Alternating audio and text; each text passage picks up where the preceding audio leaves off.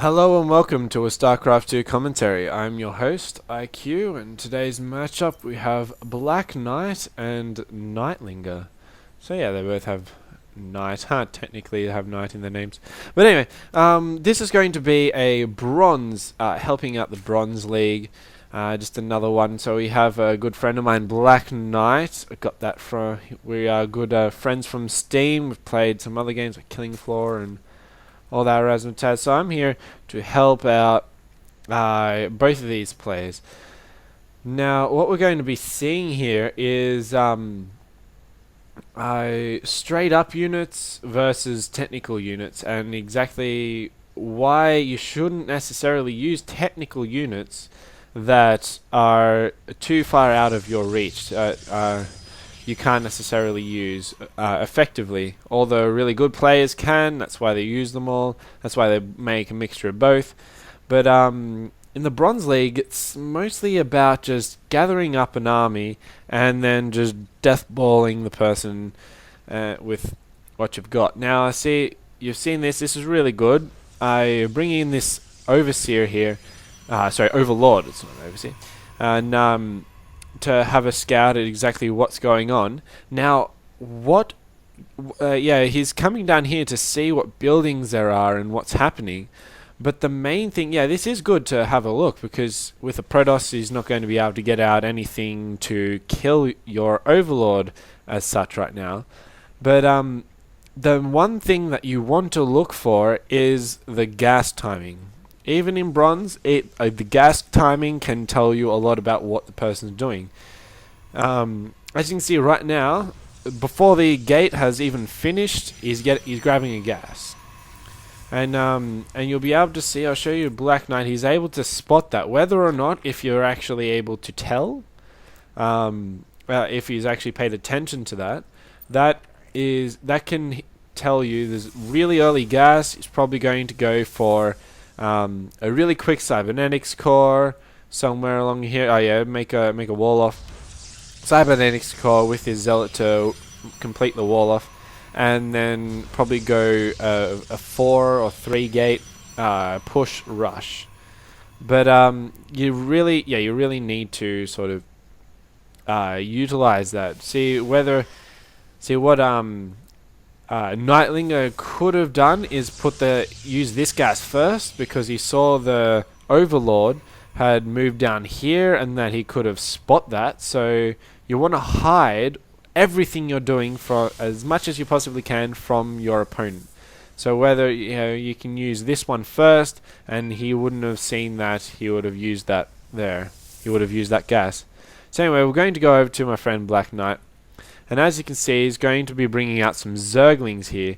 He's got a Zergling Queen. He's got the metabolic boost going here as well, and with his expansion.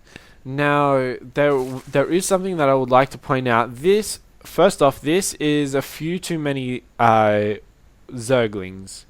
You don't need these many. You see, what's good about Zerg is that you don't have to worry about queuing up units to come out. See where, with Protoss, before they get the warp gate, they need to queue up here. It takes a while to bring out stuff. The Terran players, they always need to queue up. Whatever they're making, they need to queue it up to make it. So they need to slowly pump out their units for the push. Where Zerg, you don't necessarily have to. You can keep all these larvae here, and you can bring out your units when you need them. So this is good. You only really need one batch, so which is 2 Zerglings. Well, it lets you have a bit of a pop up to see what exactly is happening here, and we're going to see both of them die. See. You could probably just send both of them here, send one up into the main, probably dies. You can, and then move the second one. Keep the second one about here, so you can both see when there's going to be an expansion, or if he just decides to push out. And then also grab that. Keep that Zelnaga tower. You want map control. This is very good. Keeping this route, you can see if he's going to move down here. and you can see if he moves down here. This is very good map control. So yeah, pick up the Zelnaga Tower, which you will there. So you can tell what's going to happen. As soon as you see something happening, that's when you buy units to fight. These spine crawlers, not necessarily useful. Probably, yeah, well, he did spot the sentry and the stalker and whatnot, so he probably was being tipped off to the fact that, you know, he got warp gate so quickly. So now he wants to some form of defense, which is good because this takes a while, so you can buy them before anything happens. It's just the units. You want to get the units out when there's actual trouble. If there's no trouble, then you don't buy the units. You go and expand. You want to get the economic advantage. You want to use the whole being able to store up larvae, see how many you've got here, and keep up the resources to buying them. So if you see how he moved down here, and we scout that later on. So if you see this push coming, then you buy the units. By the time they've gotten here, you can use these Zerglings to come down and sort of harass, try and move them around. Maybe like if he starts to move to your base, you can move them around. They're really quick, and start munching on the wall off. There is no wall off here. The zealot has moved, so you could move in and attack the base, do whatever it is to delay his army from reaching you. And by the time he reaches you, your roaches, your extra lings, your hydralisks, whatever you're going, they all spawn. They're ready for defense. You don't have to necessarily worrying about delaying. You can move your. It depends on where you are. You can move those lings that you were using for a decoy, bring them back to your army, and then push off and then meet his army.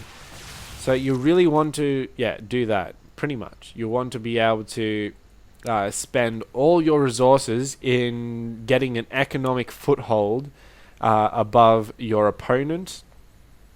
And once you see him push out, when he pushed out to here, this is where you start making units. As you can see, we've got an overlord and then more roaches.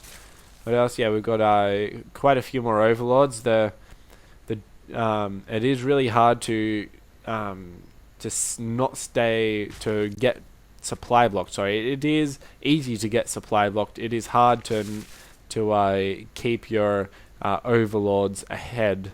So building 3 is good, especially now. If you have to create a whole bunch, you don't want to be supply blocked. So this is pretty much what we're doing. He's just hanging out, staying with these spine crawlers. Now, what is a good idea is see all this energy with this queen. You could just put down 1, 2, 3 creep tumors, and then move back up here and puke on that again. And also this one has some energy. You can put down another one. 4 creep tumors, like right next to each other. The creep will like spread like that. It'll be right there. It'll spread in moment's notice. You can spread and spread and spread, and then until he'll start to see this come along, then he'll want to, whether or not if he's intelligent enough, he'll probably want to try and get out he'll have to get a robotics bay out to be able to see the creep tumors, and that's just going to cost him a large amount of money. So yeah, whatever helps, and then all of this will be full of creep. So then when this engagement comes, you can move up your guys. Your guys will move extra quick because all Zerg units, besides drones, move quicker on creep. Sorry, all your units move quicker on creep. So when he starts to retreat, your units can speed up and attack his units. As he's retreating, you can get a couple more kills while he's not even doing anything. He's just trying to piss off.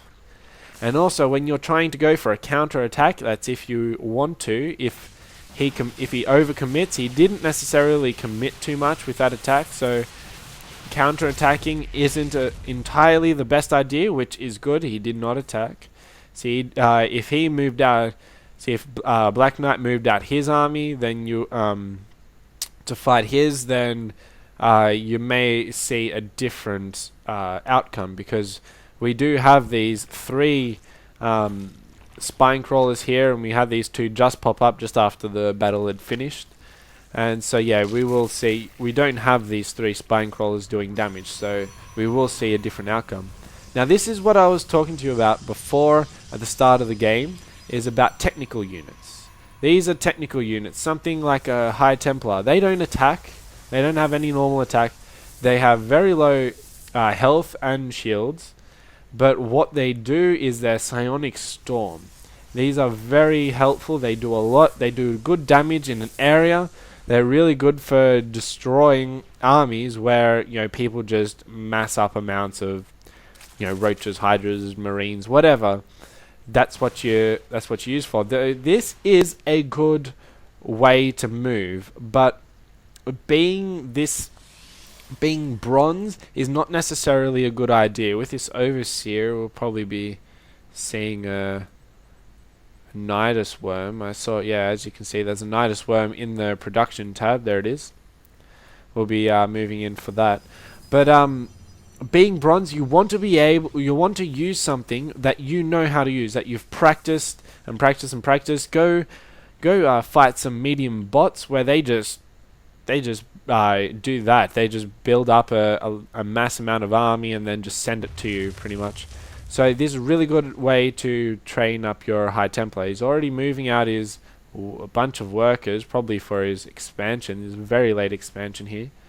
And but yeah, we will see this fight in a moment. So I'll tell you about technical and head-on armies in a second. This is a head-on army, just a bunch of roaches and hydras. You can just make a lot of them and then just press A, right-click, past the base, and they'll just attack everything that they see. You want these to attack as well. So anyway, we're going to see some Psionic Storms coming up relatively soon. And go. So we have two really good Psionic Storms. Do you have any other ones? We have all these High Templars sitting here. They're currently doing nothing at the moment. There we go. We've got another 2 there. You really need to keep that going on. If this is the army, you want these things to die as quickly as possible. If you see another storm here, that'll kill those 3 up there, kill those 2 there, and it will injure the other 2. And then your army may not have died so quickly if you're doing it. And so we see this other High Templar sitting here with all this nearly full energy. And sorry, I'm a bit distracted. A friend of mine's trying to ring me at the moment. Anyway, but this is very bad. It almost dies by this one wandering roach. So so this head-on army is just going to start whittling down his main base, and he starts summoning some more zealots to go fight. You don't necessarily want to engage right now. He's currently just attacking a bunch of pylons, which is okay. You need to accept the fact that you're going to lose a couple buildings, and so you can warp in. So here he can warp in 4 units. He warps in another 2 High Templar, which I do not understand why, because the game is going to finish before these can actually do anything. Right now you just want a bunch of zealots and stalkers just to like take out this army. You don't want any of these High Templars, so you have another 2 zealots here. But the idea is that if you're on the back foot and he starts attacking like this, you have 4 gates. You can summon, as you could see before, he summoned 4 zealots, sends them to the death rather quickly. If you just, with all this chrono boosts, you can put 4 chrono boosts. One, if you have full energy on one base, you can go bam, bam, bam, bam. And the cooldown will go extra quickly. And then you can summon another 4. You want to pump out as many guys as possible and send them into battle in one go. So if you make 4 and then put your chrono boost down and then summon another 4, you'll have 8 zealots there. If you just get 8 zealots or maybe 6 zealots and 2 stalkers and then go attack, you'll have a much bigger chance to take out his army here. And also your workers, random workers that are just sitting here doing nothing, you might as well send them in as a, if you have summon a bunch of stalkers, send them into attack. Just send them, just press A for attack and then just past the army. They'll go in and start zapping it. They'll do barely any damage, but it'll prevent your units, your precious units, from dying themselves, because these will be too busy attacking the probes themselves. So anyway, I hope this is convenient. This is will help some people, especially with this guy. He didn't play very well. He could have done a lot better. And maybe with all this gas that he spent on High Templar, since he wasn't very good at it, maybe he could have gone into a robotics facility and then a robotics bay, and bring out some colossi. Some colossi would go very well destroying these. They have 9 range. You can keep them back. Just send all your army in to attack, blah blah blah, and then just select your colossi, and you can move them back and forwards. If they start getting a bit too damaged, you can move them back. And meanwhile, their units are starting to try and run after colossi, while all your other units are just doing damage. It's a very good idea. So you want to be able to stick to units that you know how they work and that you can make them work. So anyway, I hope you guys found this useful, and I'll bring up another video soon.